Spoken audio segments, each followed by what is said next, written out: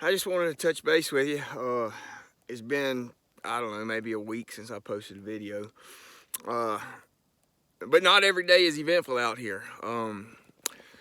Like the last few days, I've spent every bit of daylight getting firewood, chopping firewood, cutting firewood, and melting snow just for water. So there's not a lot going on.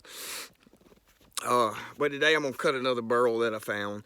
This is actually the tree that I cut the big table, and I've been making furniture. And when you don't have TV and you don't have a lot of outside, I guess you call it stimulus, you really get to find out, what you love to do, shit that you never even knew you liked to do. And I really found out that I like making furniture, and that's pretty neat. But this is the big tree that I cut the last burl off of, and I'm making a few tabletop slabs with it. It's real hard to keep my camper above 50 degrees so the clear coats will dry. I mean, one coat's taking 4 days to dry, so it's probably just forever process. But this is that's the last tree. And you remember that was like a 60-foot pine tree, and I've been using that for my firewood. So in 4 days, I've eat up a 60-foot pine tree. There ain't nothing left there but limbs. I'm guessing probably you go through a cord of wood every 2 weeks, maybe 10 days. I mean, when that's your only heat source, man, you burn it up. So you have to stay on firewood and you have to stay on water. But if you can just kind of look all around, we got about 6 inches of fresh powder last night. It's snowing again today.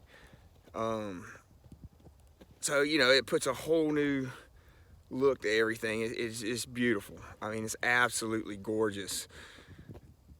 I got my snowshoes with me today because you gotta have it. I mean, even after I make a trail in my snowshoes, when I take them off, as soon as I step in a trail, I'm back up over my knees in snow. So it's just something that you just have to have. But I mean, you can see how beautiful this place is. It's fucking amazing. I've said it 1,000 times. But I want to show you this burl, and then I'll cut it for you, and you can see. I don't think it damages these trees, cutting these burls off. I'd have to research more, but I mean, people use the birch bark and they completely wring out the entire layer of the tree, and within 2 years the bark's growing back. So I don't think that's a real big concern here.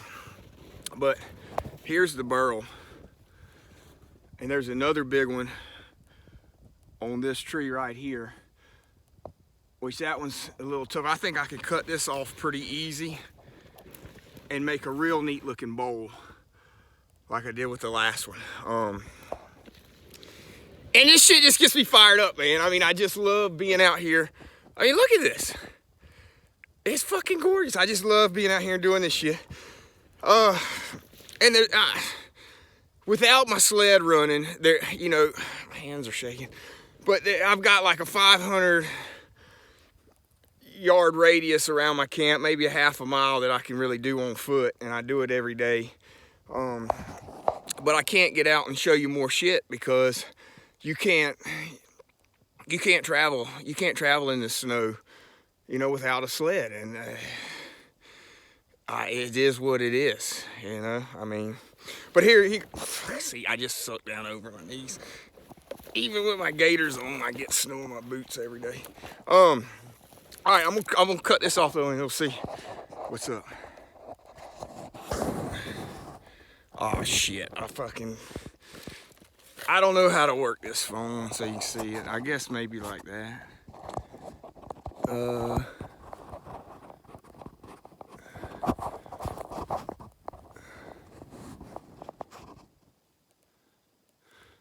I think that's the burl. Is that on the burl? Or is it that burl over there? Yeah. Shit, I'm having a hard time telling which is the fucking burl. All right, we'll see what happens right there.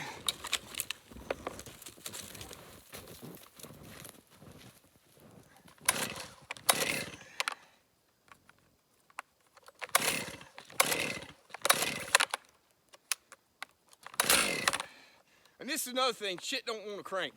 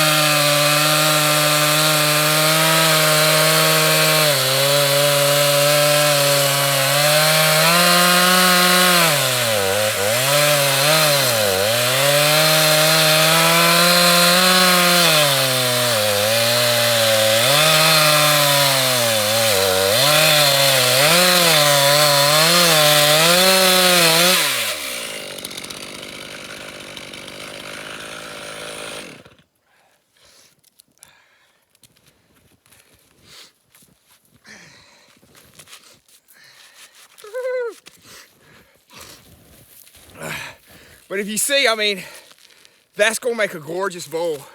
It's solid, so what I do is I rip as much out, and you can see it's frozen solid. This thing weighs probably 30 pounds. The other one I did probably weighed 60 pounds.